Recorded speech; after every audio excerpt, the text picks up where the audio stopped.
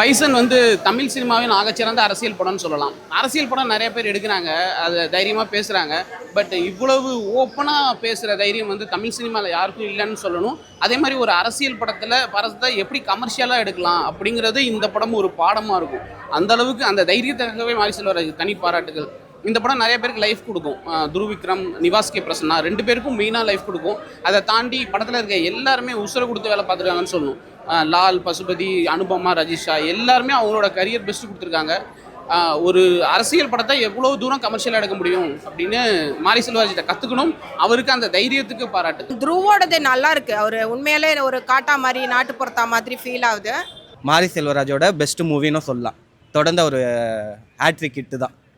பரியரும் பெருமாள், கர்ணன், அப்புறம் வாழை, அதுக்கப்புறம் இதெல்லாம். என்ன பிடிச்சது ப்ரோ? ஓவரால் படமே சூப்பர் தான் ப்ரோ. படம் வந்து எங்குமே வந்து உங்களுக்கு போர் அடிக்குது, லேகு அப்படின்னு எதுவுமே கிடையாது. வந்து உக்காந்திங்கன்னா ஒரு அருமையான ஒரு பொறுமையாக உட்காந்து படம் பார்த்தீங்கன்னா அந்த படத்தோட இது புரியும். இல்லை வந்து எப்படின்னா, நீங்கள் இப்போது சொல்லிட்டு இருந்தாங்க இல்லையா, கன்னடா சினிமாவுக்கு இல்லை, தெலுங்கு சினிமா அளவுக்கு இல்லைன்ட்டு. அதெல்லாம் கிடையாது.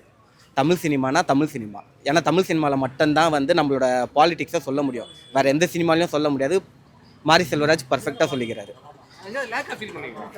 லேகே இல்லை ப்ரோ, லேகே கிடையாது. படம் வந்து எனக்கு ஓவராலாக ஒரு ஃபுல் கம்ப்ளீட் பேக்கேஜாக இருந்தது. எனக்கு துருவோட ஆக்டிங் வந்து ஃபஸ்ட்டு 2 படத்தை விட இதில் வேறு லெவல். எனக்கு தெரிஞ்சு இன்னும் சூப்பராக இருக்கும். விக்ரம் சார் மாதிரியே பர்ஃபெக்டாக பண்ணுவாருன்ட்டு. என்ன பிடிச்சிருந்ததில்ல அப்புறம் ஆஸ் யூஷுவல் தான் படம். அவரோட லைனப் எப்படி இருக்குமோ அதே மாதிரி தான் இருக்குது, தவிர ரொம்ப பெருசாலாம் ஒன்றும் கிடையாது. ஓகே தான், படம் பார்க்கலாம். டிசப்பாயின்மெண்ட் நம்ம வேறு ஏதோ நினச்சிட்டு வந்த பைசன் ஏதோ பெருசாக இருக்கும் போகும்ன்ட்டு. அதே சேம் கேஸ்ட்டு, ஒருத்தனை மீறி ஒருத்தன் மேலே வரக்கூடாது போகக்கூடாதுன்னு எதுக்கு தேவையில்லாத 2 கேரக்டர்ஸ் எதுக்கு தெரியல. ஆனால் நிறைய படம் பண்ணிருக்காங்க. சோ இதுல என்ன புதுசா பண்ணிருக்காங்க? புதுசெல்லாம் எதுவும் இல்லை, பழசாக தான் இருக்குது. ஒரு கபடி படம் பார்க்கும்போது நம்மளுக்கு ஒரு ஆர்வமாக இருக்கும். அந்த ஆர்வம் எங்கேயோ லைட்டாக மிஸ் ஆகுதுன்னு தோணுது. அவரு ஓகே சூப்பராக பண்ணியிருக்காப்புல. அவர் துருவோடது நல்லா இருக்கு. அவர் உண்மையிலே ஒரு காட்டா மாதிரி நாட்டுப்புறத்தா மாதிரி ஃபீல் ஆகுது. ஆனால் அனுபமாவோட பேர் பண்ணும்போது அவருடைய பர்ஃபார்மன்ஸ் கம்மியாக இருக்கிற மாதிரி இருக்குது. ஏன்னா அனுபமா வந்து சரியாக நடிச்சிருக்காங்க, ரொம்ப அழகாக இருக்காங்க, ரொம்ப சூப்பராக நடிச்சிருக்காங்க. அவங்களுக்கு வந்து அந்த பிளாக் மேக்கப்லாம் போட்டாலுமே அழகாக இருக்காங்க. துருவுக்கு வந்து பிளாக் மேக்கப்லாம் போட்ட பிறகு கொஞ்சம் டார்க்காக பண்ண பிறகு கொஞ்சம் சாதாரணமாக இருக்கிற மாதிரி இருக்குது. பர்ஃபார்மன்ஸ் வைஸ் அந்த மேட்ச் ஆடுறாங்கள்ல, மேட்ச்சில் எல்லாமே சூப்பராக பண்ணுறாரு. உண்மையிலே ஒரு கபடி பிளேயர் தான் மாதிரி இருக்குது, கபடி பார்க்குற மாதிரி தான் இருக்குது.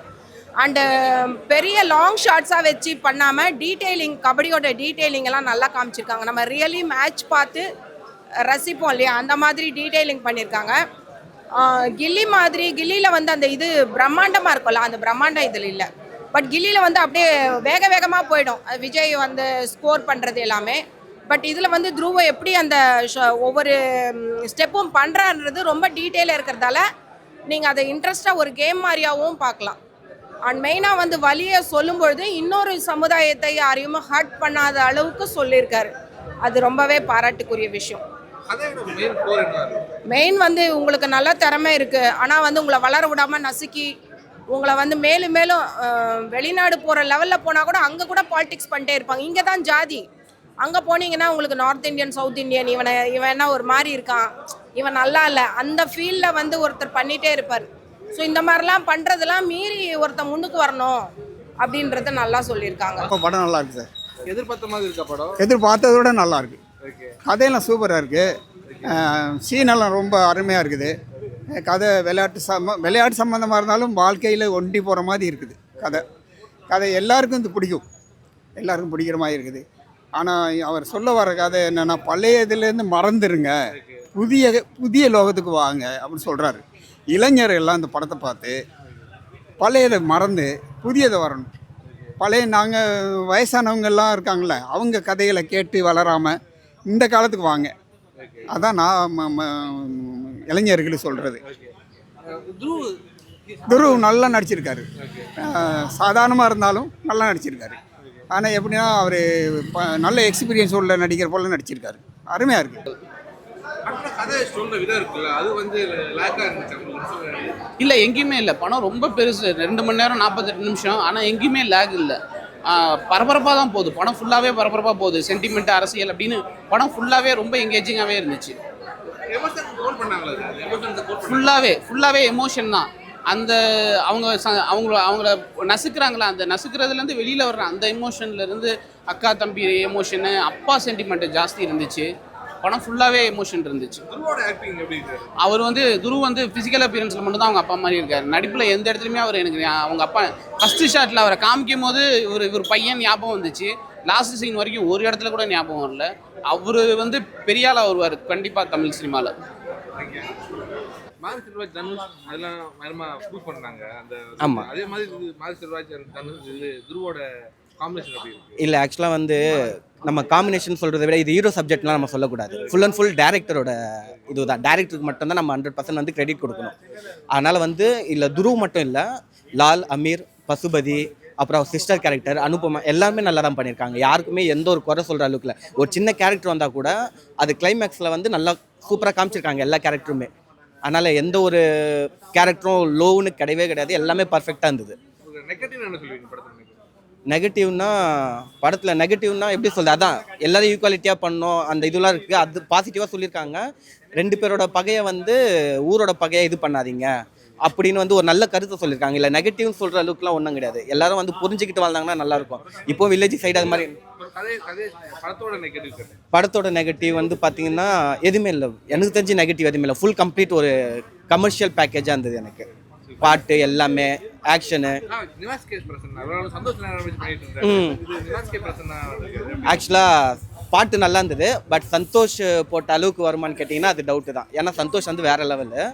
ஆனால் பட் இந்த படத்துக்கு ஏற்ற மியூசிக் வந்து இதில் இருக்குது. எந்த பாட்டும் நல்லா இல்லைன்னா நம்ம சொல்ல முடியாது. எல்லாமே சூப்பராக இருந்தது. வேடன் அறிவோட அந்த பாட்டு வந்து வேறு லெவலில் இருந்தது. மாரி செல்வராஜ் ஒரு 3 நாள் படம் பண்ணாங்க. எல்லா படம் ரொம்ப பவர்ஃபுல்லாக இருந்தது. அவங்க ஸ்டோரிஸ் எல்லாம் ரொம்ப பவர்ஃபுல்லாக இருக்கும். பரையறு பெருமாள் அந்த மாதிரி படம் எல்லாம். அது கர்ணன் அந்த டைமில் அவங்களுக்கு ஒரு ஃபிலிம் மீடியம் மேலே கிரிப் இல்லை. நானே 2 ரிவ்யூ பண்ணியிருக்கிறேன். ஒரு படத்தில் ஒரு 50-100 மிஸ்டேக்ஸ் எல்லாம் கண்டுபிடிச்சி நான் ரிவ்யூ போட்டிருக்கிறேன். இந்த படத்தில் அவருக்கு ஒரு நல்ல கிரிப் வந்துச்சு. ஒரு கபடி தீம் தான் இந்த படத்தில். ஒரு ரியல் லைஃப்பில் நடந்த ஒரு தமிழ்நாட்டில் ரியல் லைஃப்பில் நடந்த ஒரு கபடி பிளேயர் லைஃப். அவர் எப்படி போய் ஜப்பானில் போய் ஜெயிச்சுட்டு வந்தாங்க. அதுக்கு முன்னாடி அவங்க யங்ஸ்டராக இந்த என்ன ஆச்சு, அவர் எப்படி கபடிக்கு போனாங்க, அவங்களுக்கு யார் சப்போர்ட் பண்ணாங்க, அவர் ஒரு சின்ன ஜாதியிலேருந்து வந்ததுனால அந்த ஊரில் அவருக்கு யார் தொந்தரவு பண்ணாங்க, மேல் ஜாதி கீழ் ஜாதி இந்த மாதிரி விஷயங்களெல்லாம் டீல் பண்ணியிருக்காங்க. படம் ரொம்ப சீரியஸாக இருக்குது. சாங்ஸ் நல்லா இருக்குது. 2-3 சாங்ஸ் ரொம்ப நல்லா இருக்குது. பட் கமர்ஷியலாக எப்படி போகிறதுன்னு தெரியல. மேக்கிங் ரொம்ப நல்லா இருக்குது. எகெயின் அவங்க படத்தில் வர்ற மாதிரி எப்போது ஜாதி பற்றி தான் பேசிட்டு இருப்பாங்க. ஜாதி பற்றி பேசினா தப்பு இல்லை. இந்த ஜாதி இருக்குது.